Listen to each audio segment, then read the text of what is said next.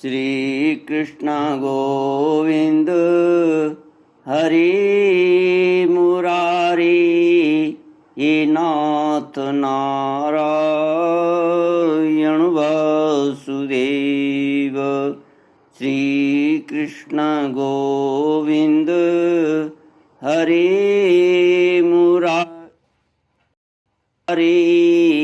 हे नाथ नारायण वासुदेव। ओम नमो भगवते वासुदेवाय। ओम नमो भगवते वासुदेवाय।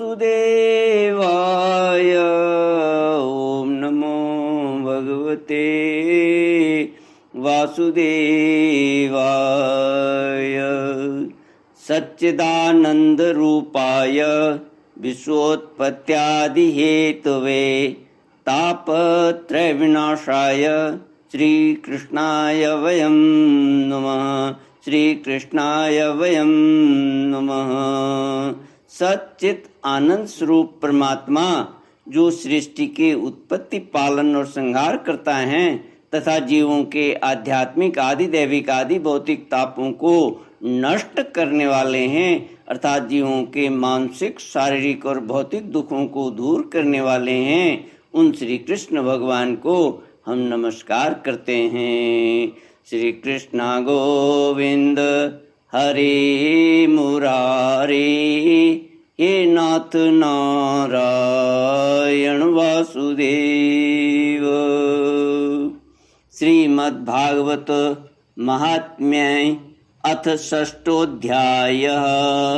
कुमारावुचुः अथ ते सम्प्रवक्ष्यामः सप्ताहश्रवणे विधिं सहायैर्वसुभिश्चैव प्रायः साध्यो विधि स्मृतः। दैवज्ञं तु समाहूय मुहूर्तं पृच्छ्य यत्नतः विवाहे यादृशं वित्तं तादृशं परिकल्पयेत्। नवस्य आश्विनोर्जौ च मार्गशीर्षशुभिर्नभाः एते मासा कथारम्भे श्रोतॄणां मोक्षसूचकाः। सप्ताह यज्ञ की विधि। श्री सनकादि कहते हैं, नारद जी अब हम आपको सप्ताह श्रवण की विधि बताते हैं। यह विधि प्रायः लोगों की सहायता और धन से साध्य कही गई है। पहले तो यत्न पूर्वक ज्योतिषी को बुलाकर मुहूर्त पूछना चाहिए तथा विवाह के लिए जिस प्रकार धन का प्रबंध किया जाता है उस प्रकार ही धन की व्यवस्था इसके लिए करनी चाहिए। कथा आरंभ करने में भाद्रपद, आश्विन, कार्तिक, मार्गशीर्ष, आषाढ़ और श्रावण ये 6 महीने श्रोताओं के लिए मोक्ष की प्राप्ति के कारण हैं। देवर से इन महीनों में भी भद्रा व्यतिपात आदि कुयोगों को सर्वथा त्याग देना चाहिए तथा दूसरे लोग जो उत्साही हों उन्हें अपना सहायक बना लेना चाहिए। फिर प्रयत्न करके देश देशांतरों में यह संवाद भेजना चाहिए कि यहाँ कथा होगी, सब लोगों को सपरिवार पधारना चाहिए। स्त्री और शूद्र आदि भगवत कथा एवं संकीर्तन से दूर पड़ गए हैं उनको भी सूचना हो जाए, ऐसा प्रबंध करना चाहिए। देश देश में जो विरक्त वैष्णव और हरि कीर्तन के प्रेमी हों उनके पास निमंत्रण पत्र अवश्य भेजें। उसे लिखने की विधि इस प्रकार बताई गई है। महानुभावों, यहाँ 7 दिन तक सत्पुरुषों का बड़ा दुर्लभ समागम रहेगा और अपूर्व रसमयी श्रीमद् भागवत की कथा होगी। आप लोग भगवद रस के रसिक हैं अतः श्री भागवतामृत का पान करने के लिए प्रेम पूर्वक शीघ्र ही पधारने की कृपा करें।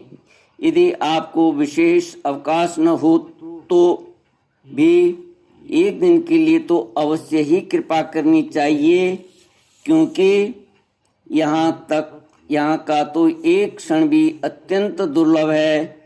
इस प्रकार विनय पूर्वक उन्हें निमंत्रित करें और जो लोग आए उनके लिए यथोचित निवास स्थान का प्रबंध करें।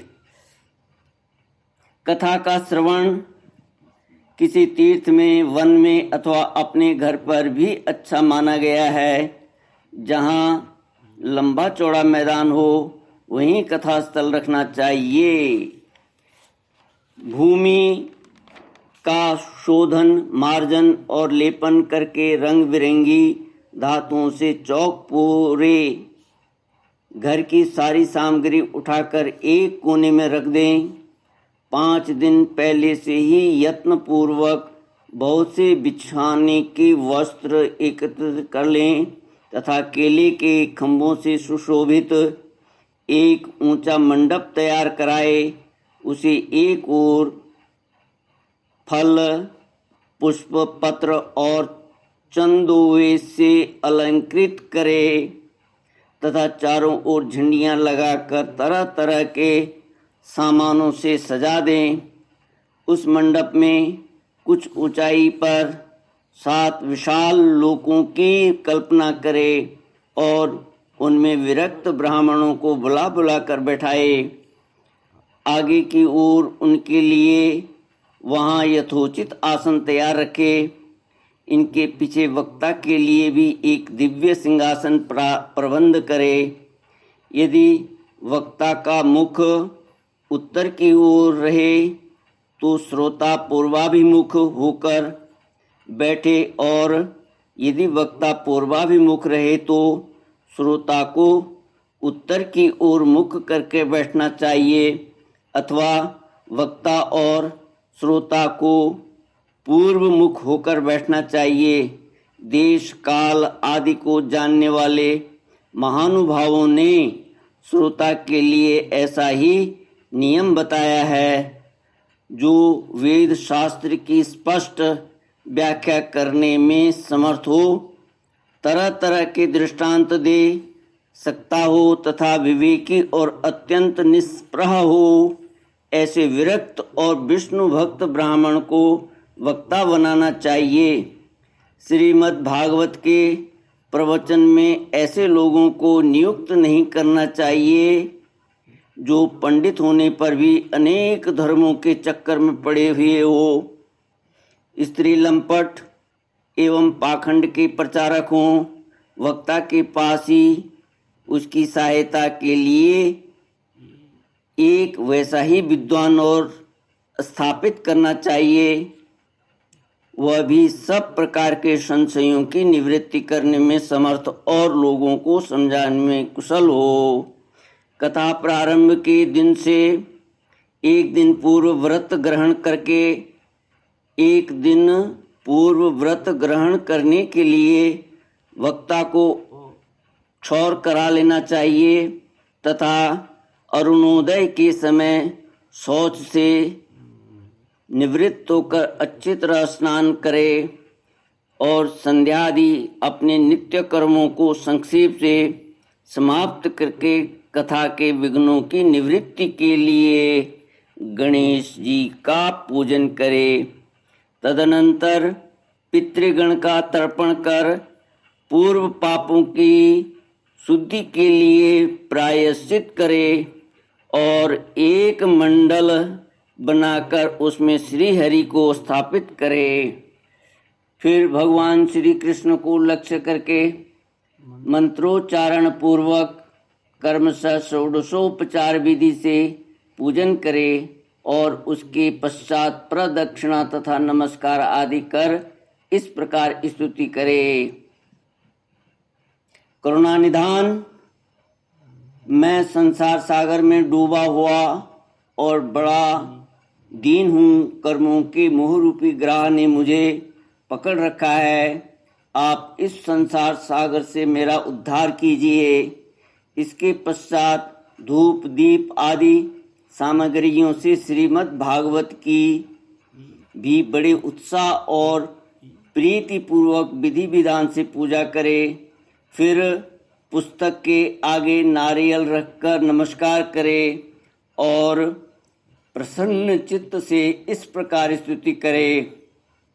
श्रीमद् भागवत के रूप में आप साक्षात श्री कृष्णचंद्र ही विराजमान हैं। नाथ, मैंने भव सागर से छुटकारा पाने के लिए आपकी शरण ली है।